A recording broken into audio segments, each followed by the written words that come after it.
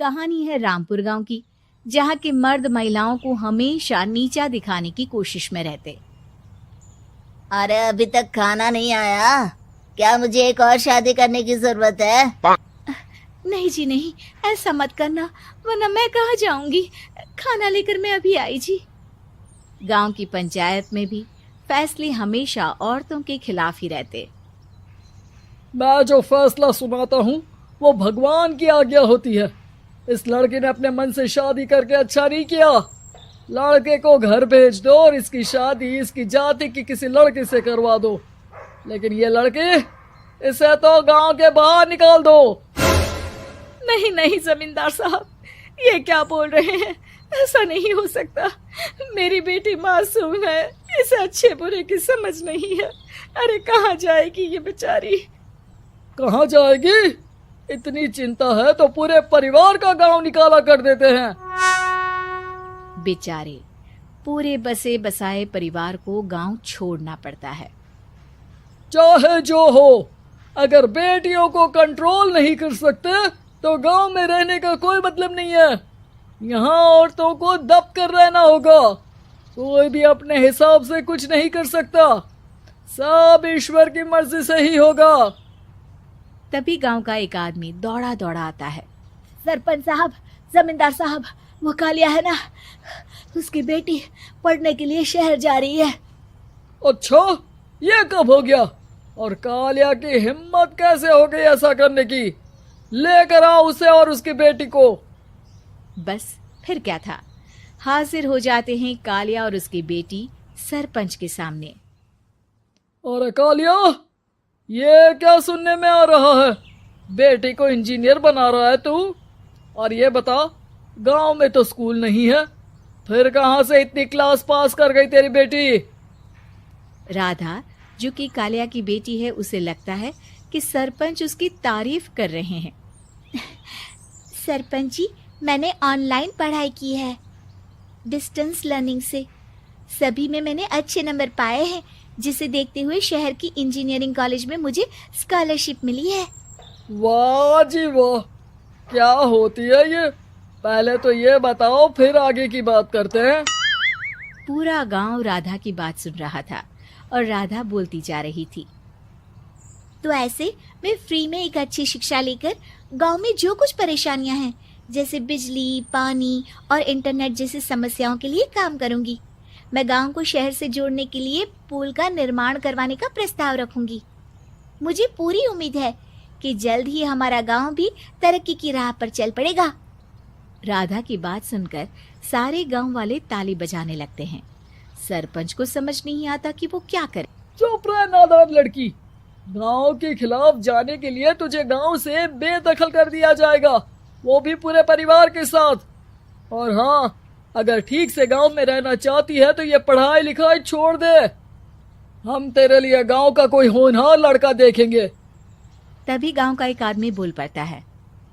अरे नहीं नहीं सरपंच जी, राधा बिटिया जो बता रही है, अगर वैसा हो जाए तो हम लोगों को पैसा कमाने के लिए बाहर नहीं जाना पड़ेगा। हाँ जी, और ना ही कोसों दूर पानी के लिए भटकना पड़ेगा। हमारे बच्चे भी अच्छी पढ़ाई कर सकेंगे और आगे बढ़ेंगे, ना कि हमारी तरह खेती करते बैठेंगे। क्यों गांव वालों, राधा बिटिया का साथ देना चाहिए ना। सरपंच देखता है कि गांव राधा के साथ है तो वो चुप हो जाता है। वो घर आकर अपने सलाहकार से बात करता है, जो बहुत ही चालाक किस्म का इंसान होता है। अरे सरपंच साहब, आपको बहुत ही होशियारी से काम लेना पड़ेगा। एक बार गांव तरक्की कर गया, यहाँ के बालक पढ़ लिए तो कोई ना पूछेगा आपको। और फिर ये जो बेटा और बेटी है ना आपके, इनको भी आम लोगों की तरह ही जीवन जीना होगा। हाँ, लेकिन करे तो क्या करे? वो ना आप मुझ पर छोड़ दीजिए, बस मैं जैसा बोलूं करते जाइए।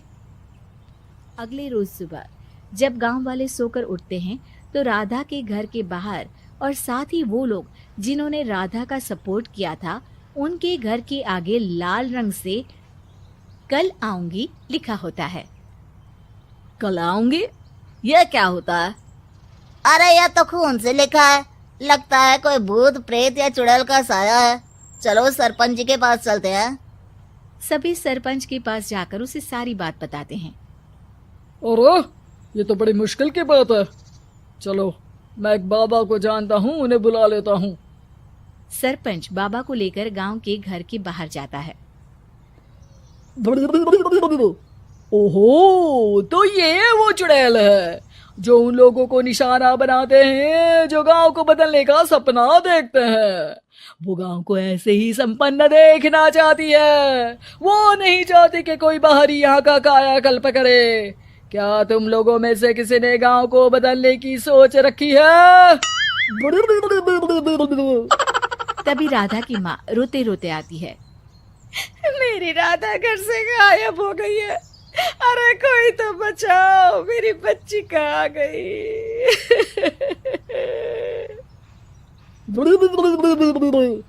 ले गई वो चुड़ैल, तेरी बच्ची को ले गई। अब वो उसे श्रापित करके छोड़ेगी, उस पर चुड़ैल का साया हो जाएगा। तभी बुरी सी हालत में राधा भी वहां आ जाती है।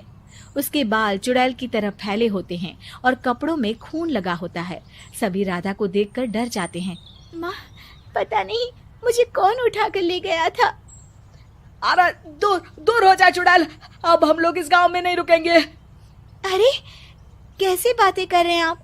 कल तो आप मेरे भरोसे गांव का हुलिया बदलने, अपने बच्चों को पढ़ाने और तरक्की उन्नति की बात कर रहे थे, तो आज क्या हो गया आपको?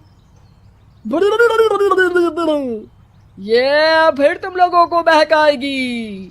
ये चुड़ैल गांव में आ चुकी है, ऐसे ही ये तुम्हारे घर के बच्चों को भी ले जाएगी। गांव वाले राधा को गांव से बाहर निकाल देते हैं।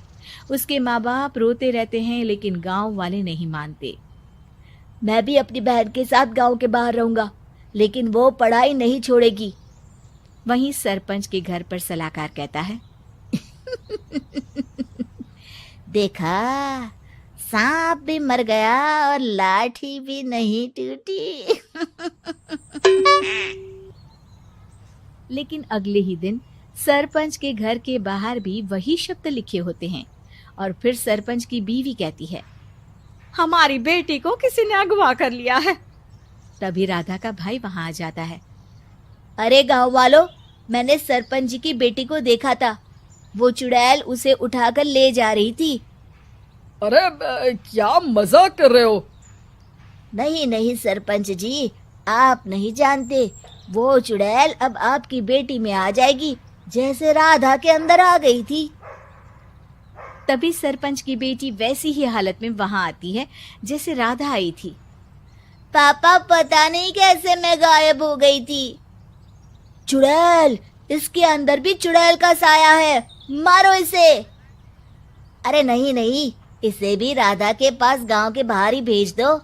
अरे चुप रहो, मेरी बेटी कहीं नहीं जाएगी और चुड़ैल वुड़ैल कुछ नहीं होता है। अरे कैसे बात कर रहे हो सरपंच जी? आप तो बोल रहे थे कि आपका फैसला भगवान का ज्ञान होता है, तो अपने पर बात आई तो अब आप ऐसे बोल रहे हैं। अरे ना ना ना, आपको अपनी बेटी को त्यागना ही होगा। अरे बुलाओ बाबा को।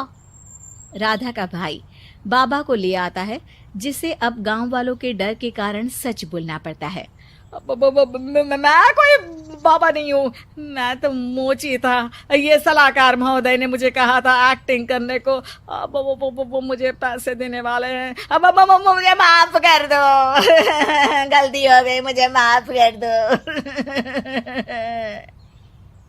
तभी वहां राधा आ जाती है।